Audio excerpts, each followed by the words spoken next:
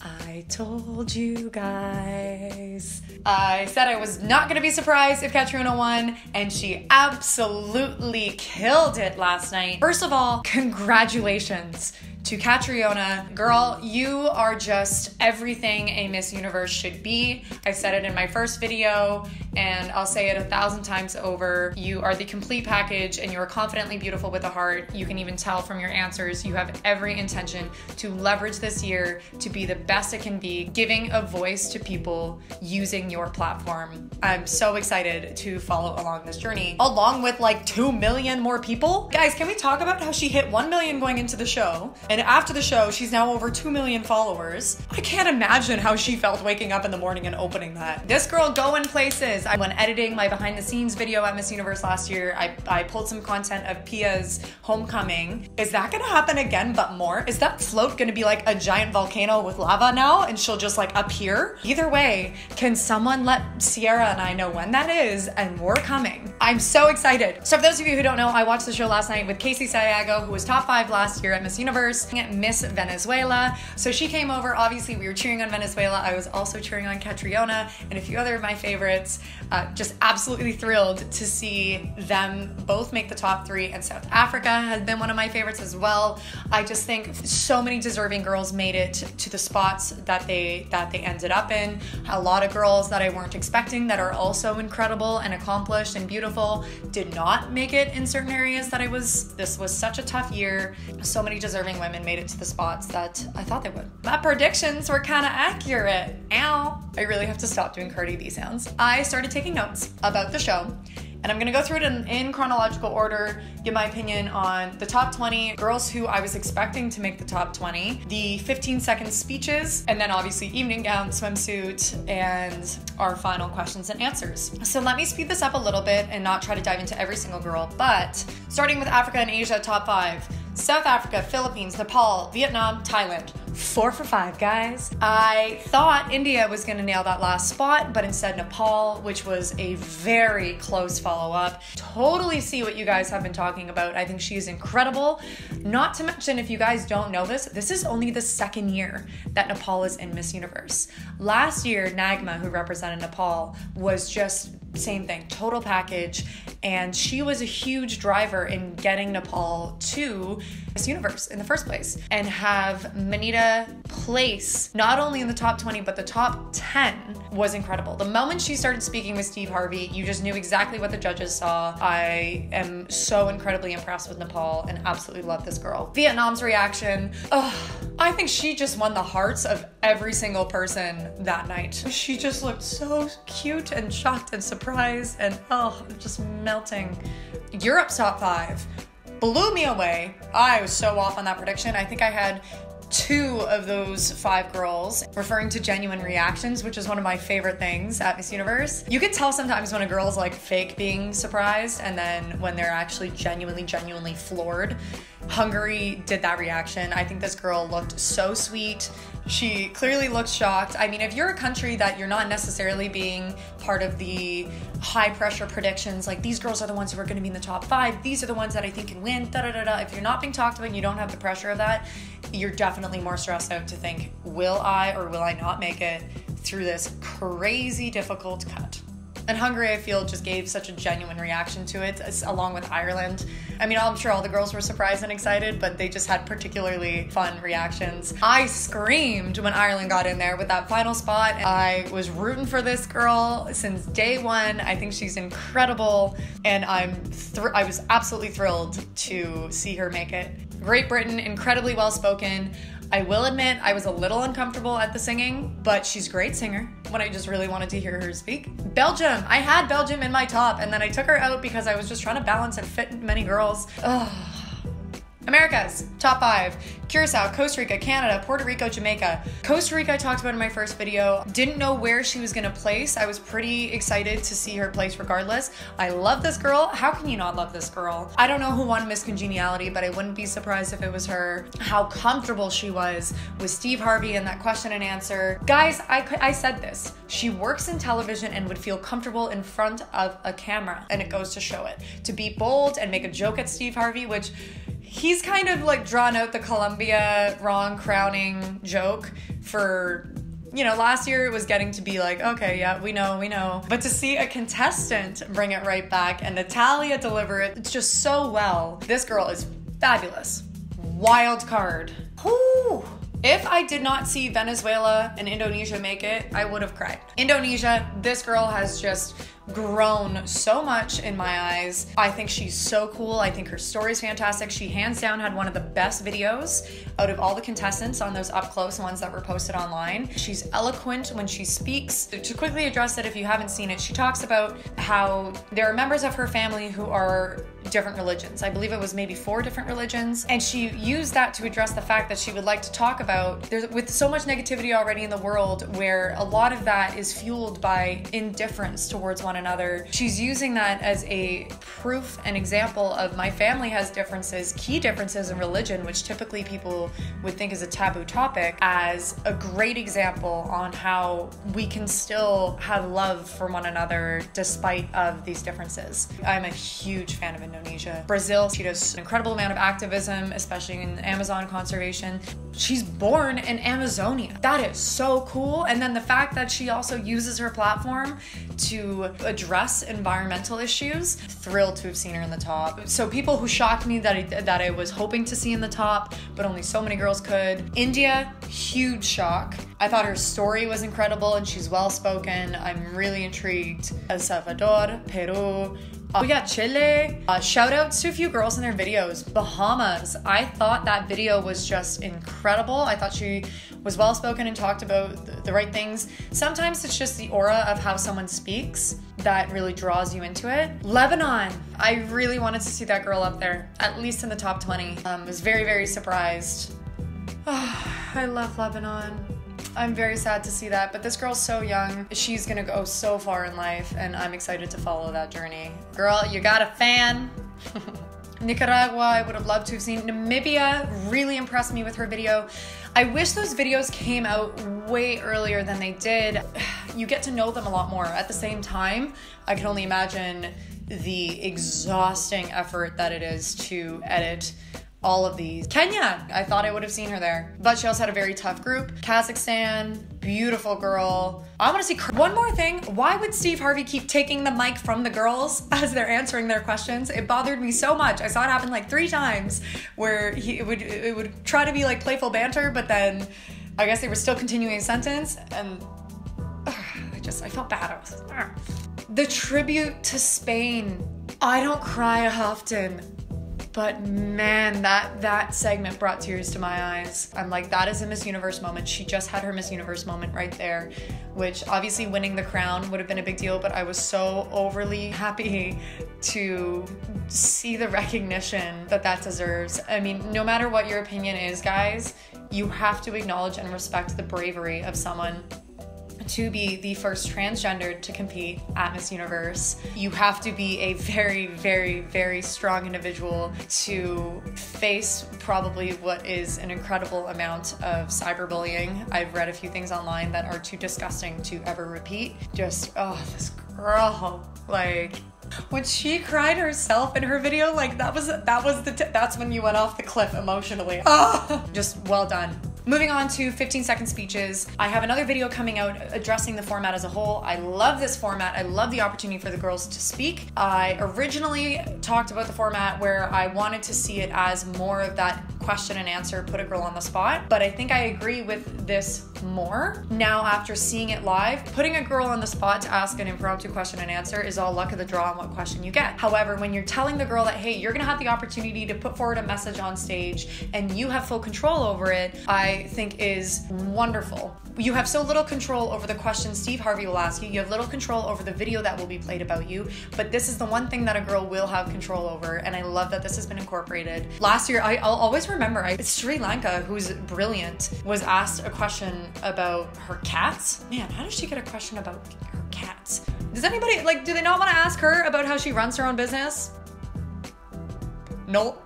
Vietnam, when I first heard it going through, I wrote down in my book not fair, because I thought they were gonna have to give this in English rather than their native language. I thought that because of watching Vietnam, and just thought, man, if she gets eliminated because of this, because they're not providing a translator, that is so not fair. But then later on, when another girl did use a translator, I think that's probably what the judges took into account, knowing Vietnam tried to do the 15-second speech in a language that is not her native language, and she still did a good job. I can't do that in Spanish. I can't do that in Portuguese, let alone Vietnamese. Like, good for her for taking such a big risk on that stage, and clearly it didn't affect anything. Top 5, baby, top 5 for Vietnam.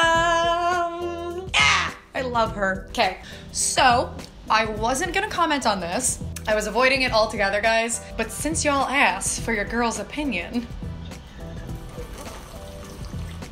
it takes a considerable amount of hard work, grit, dedication and time to achieve an engineering degree. So for someone who has taken a different route to become a biomedical engineering technologist in devices and equipment, it is not similar to being in engineering in Canada.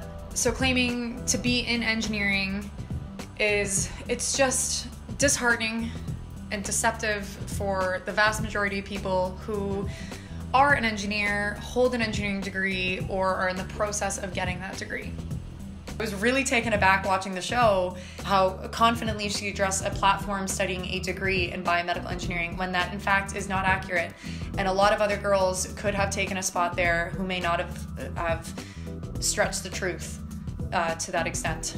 I just don't think that's right. That isn't to say that she cannot pursue an engineering degree after she completes her diploma and chooses to move into that field, but with that not necessarily being the case right now, I felt it was a little bit of a surprise on live television on an international stage.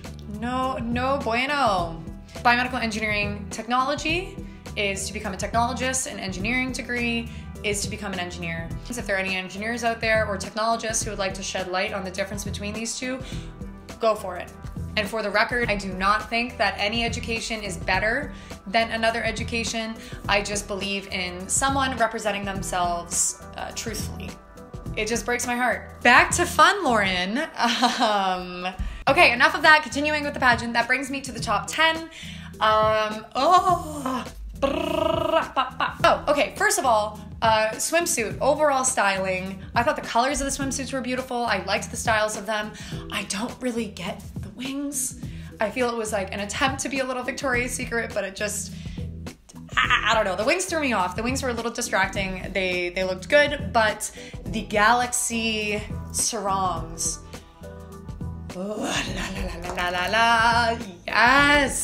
Yes, I love these galaxy sarongs. The color was muted enough that it wasn't too much of a distraction, but it was enough that it flowed with the background to really allow things to flow and looked gorgeous. Music, the beginning, thank God. When I heard the trap music come on, I was like, no, please don't tell me that that's their runway song. It's too slow and it should be upbeat. So to hear that change of pace was perfect. South Africa, she brought it this time. I think she brought it a lot more here than on finals night. Wow. Vietnam, oh man, like Vietnam has more pep in her walk, and yeah, just see the galaxy flow. It just looks so beautiful. Venezuela, the top hip action in my opinion, hands down. But then here she is, Catriona. There she is. What I loved about Catriona is she knew to hold back and not walk too fast and not walk too far. She knew to wait there until she saw that camera come up on her, and then she would start. Yeah, versus other girls, like they missed those extra few seconds because they just focused on the runway walk, but Catriona knew what to do, and she was paying attention to them cameras. She was not starting until that camera was ready for her. The slow turn. Ooh, get it. I feel like I'm reliving it all over again. I'm like, get it, girl. I like Costa Rica's reveal. I like that she was holding it and then revealed. Incredible body. This has to be one of the hardest cuts in years on how to bring that top 5. Curacao bringing it. Nepal slowed down her walk a little bit at the beginning, but still like, ooh. Every single one of these girls is so strong. Thailand. Oh, I forgot how amazing that was. Puerto Rico, I like that she spun and let go and laughed in that moment. Moving on to evening gown. Kyrgyzstan's dress, because I saw a backstage video somewhere of like head to toe sparkle, long sleeve, up top, A-line. I wish I saw a little bit more of the parade of the rest of the gowns. South Africa. So there's this huge concern. Oh my God, what if I trip? South Africa's walk is proof to tell you that it doesn't matter about what happens on that stage. It matters on how you handle yourself with grace. Clearly she walked out and she's stumbling. Really respect the judging panel for still putting her through the top 5 and giving her a good score, seeing that she was struggling with that, but kept on the face. Didn't drop it for a second, didn't look disappointed, didn't give up and be like, screw this and walk off. She did not check out. She stayed with it. She fought through it. I love it. And that slicked back ponytail, like, I also am pretty sure that they hemmed it for the final 3. Like, props to that team behind the scenes, if it's the same group that I know and love, for fixing that hem right away and finding that solution. And that goes for even non-pageant life too. When things are going wrong, keep your head up and smile. Vietnam. I don't even need to say anything about Vietnam.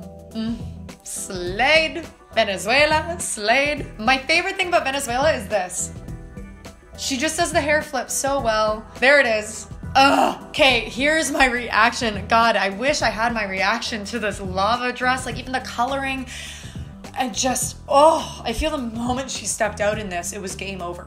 Nothing needs to be said. Also, is it just me or like literally everything about the styling of this and her face? She suits the Mikimoto crown. She just suits it. One other thing I forgot to re-record when I've now been doing things and my hair is a little bit more.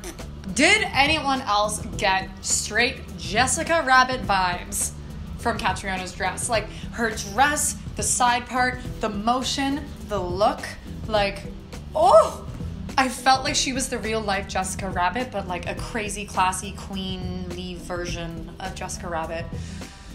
Giving me all the feels, guys. Costa Rica wasn't my favorite dress. I think she worked it really well though. Just tough competition. Curacao, wearing the same dress. She didn't need to change. That dress was perfect on her. Her hairstyle is one of my favorites. It just looks so classy. I love updos and evening gown. Oh, just beautiful. Her gown, I think, is one of my favorites. Like, I know obviously drop dead gorgeous lava gown, but Curaçao's has to be a close second favorite in terms of gowns. Nepal, I think this is such a unique gown, but I feel there was just a little bit too much happening with it to make it a little bit distracting with the train and the additional feathers. Like there was just too much movement. Same thing though, held her head up, had a giant smile, and just was so graceful when she had that little trip. Tough competition. Canada's gown. Michael Cinco, you are a beautiful, beautiful dress designer. There's no doubt about that. Okay, wait. Considering the size of the train of Canada's gown, can we talk about Thailand for a second?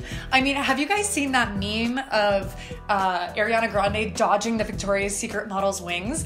That's kind of what this moment reminds me of in terms of Thailand is supposed to be having a moment of just like, look forward, focus, cameras, fierceness, this, that. She's obviously already killing it, but now suddenly is this little scene in this moment of going, oh my God, I have a giant train coming at me. What do you do?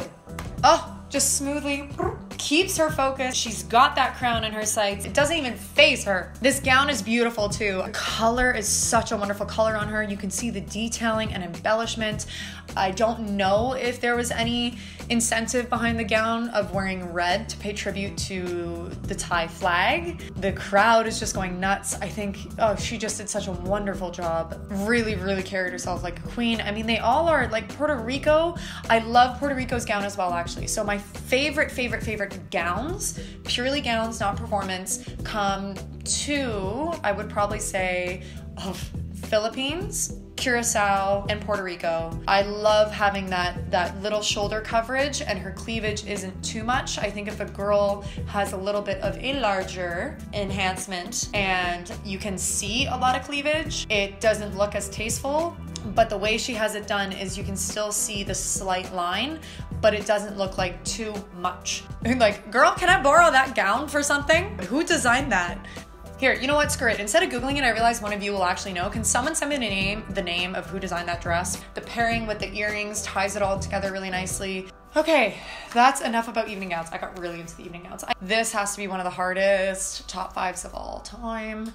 Wait, is this a top 5 that I said? This is the part where I'm proud, guys. I'm checking on who I said was in my top 5. Close. So I said Puerto Rico or Vietnam and Venezuela, but I put Curacao in the top. So I cheated. If I say 6 for my top 5 and 5 of the 6 made it, does it count?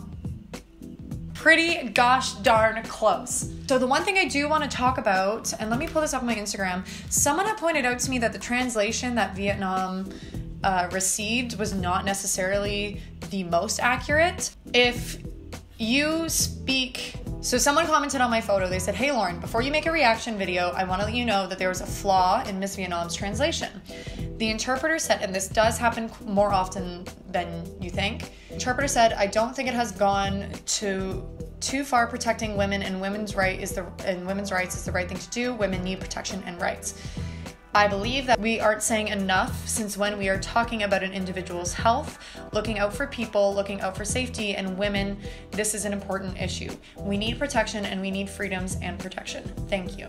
This is what someone has commented to me. I can't speak to the full accuracy of that translation, but I did want to point it out because I really appreciate that person taking the time. If you speak Vietnamese, by all means, chime in. It's always the risk when you have an interpreter. If anyone watching this, if you know anyone who ever is to use an interpreter at any type of a competition, break it down to as short sentences as possible to try to ensure that translation is accurate. Any one of them could have won. I love about Catriona's answer, you can see the passion behind it. You can see she cares. She genuinely cares. Girl, yes. It's a 2-part question. What's the lesson you learned? How would you apply it? She answered both. Also pointed out a very specific example of one place versus South Africa, set on a high level, like both privileged and unprivileged.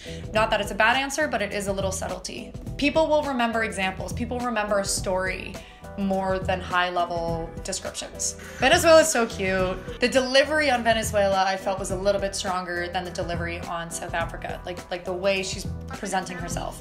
Oh, yeah, Venezuela. I wish I saw South Africa do a little kapumka. Yeah, guys, I was in Thailand this year. I think I remember it. Kapumka. Correct me if I'm wrong. And that's all she wrote, guys. One last thing quickly to say, obviously, like, congratulations to Catriona and all the other girls who placed. But most importantly, this is a message that I had actually sent to the Miss Universe Canada girls before they competed at our nationals. It is so important to keep in mind that when one person wins this title, that doesn't limit how you choose to define yourself the rest of your life, because a lot of girls tell me they want to compete at Miss Canada because they want to start a charity, because they want to have these X, Y, and Z accomplishments. Whatever it is that your goals and accomplishments are, you can still go and achieve those dreams. This is one chapter of one person's life, and there's so much more and so much left in the world to be achieved. I don't doubt that every single one of these girls is going to go off and do incredible things. It's tough and it stings for the first few weeks, but do not let a single title limit you in what you can achieve in your life. That's it. Thanks for following, guys. I'm more than happy. A few of you have talked about doing a Q&A video, so maybe over the next week or so.